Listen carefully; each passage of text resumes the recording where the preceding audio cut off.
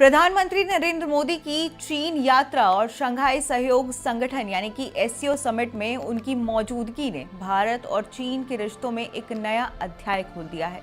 ये सिर्फ एक औपचारिक मुलाकात नहीं रही, बल्कि इस दौरे से व्यापार, सीमा पर शांति और सांस्कृतिक जुड़ाव के कई अहम रास्ते खुले हैं।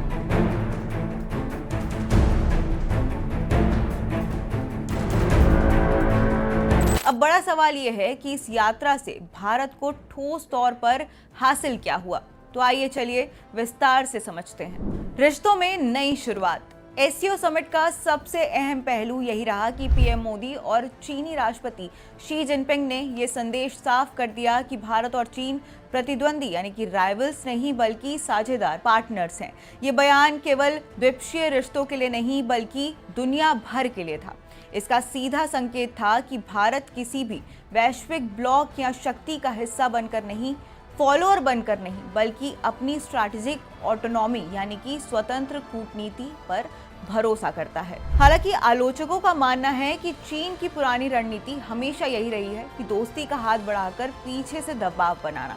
ऐसे में देखना होगा कि ये नई शुरुआत कितनी टिकाऊ साबित होती है। व्यापार और संसाधनों में फायदा। मीटिंग के दौरान चीन ने भारत को कुछ बेहद अहम सप्लाईज देने का भरोसा दिया है। इसमें रेयर अर्थ मेटल्स, फर्टिलाइजर्स और टनल बोरिंग मशीन्स शामिल हैं।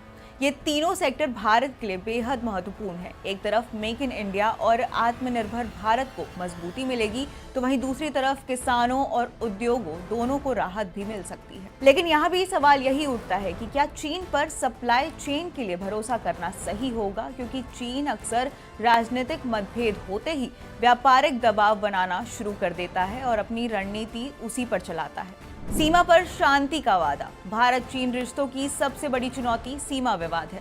इस मुलाकात में दोनों देशों ने लाइन ऑफ एक्चुअल कंट्रोल यानी कि एलएसी पर शांति बनाए रखने पर सहमति जताई। हाल ही में शुरू हुई डिसएंगेजमेंट प्रतिक्रिया को आगे बढ़ाने पर भी बात हुई, यानी कि आने वाले समय में सीमा पर तनाव घटाने, झड़पों को रोकने और विश्वास बढ़ाने की दिशा में ठोस कदम उठाने का वादा दोनों तरफ से किया गया। हालांकि इतिहास गवाह है कि चीन अक्सर सीमा पर वादे करके पीछे हट जाता है। गलवान जैसी घटनाएं आज भी लोगों की यादों में ताजा है। ऐसे में इस बार का भरोसा कितना कारगर होगा, ये देखने वाली बात होगी। तीर्थ यात्रा और यात्रा सुविधाएं दोबारा शुरू होंगी। भारत और चीन ने इस मीटिंग के दौरान एक और बड़ा फैसला लिया है, कैलाश मानसरोवर यात्रा को फिर से शुरू करने का। साथ ही दिल्ली और बीजिंग सहित कई बड़े शहरों के बीच सीधी फ्लाइट चालू करने और वीजा प्रोसेस आसान बनाने की भी सहमति बीच में बनी है। ये फैसला सीधे तौर पर दोनों देशों के लोगों को करीब लाने और पीपल टू पीपल टाइज को मजबूत करने के लिए लिया गया है। लेकिन विशेषज्ञों का कहना है कि ये सॉफ्ट डिप्लोमेसी सिर्फ एक सीमित कदम है। असली रिश्ते की परीक्षा सुरक्षा और आर्थिक मोर्चे पर होगी। आर्थिक साझेदारी और विकास का संदेश। प्रधानमंत्री मोदी ने अपने संबोधन में साफ कहा कि भारत और चीन की अर्थव्यवस्थाएं अगर साथ चले तो ये न सिर्फ दोनों देशों बल्कि पूरी दुनिया की स्थिरता के लिए योगदान दे सकती है।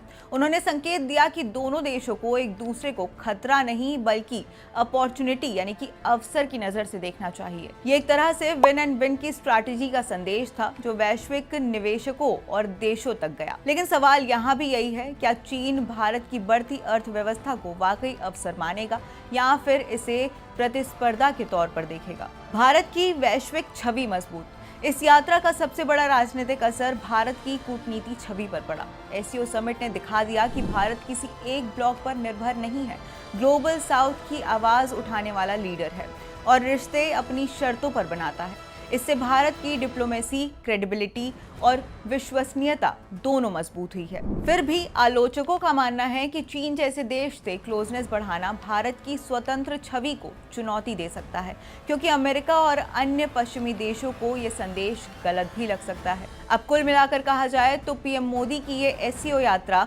भारत के लिए किसी रीसेट बटन से कम नहीं रही। यहाँ व्यापार में नए मौके मिले, तीर्थ यात्रा और उड़ानें दोबारा शुरू हुई, सीमा पर शांति का नया वादा हुआ और सबसे बड़ी बात, दुनिया ने ये साफ देखा कि भारत अब फॉलोअर नहीं बल्कि एजेंडा सेटर है। लेकिन ये भी सच है कि चीन पर भरोसा करना आसान नहीं है। इतिहास में बार बार उसने वादे तोड़े हैं।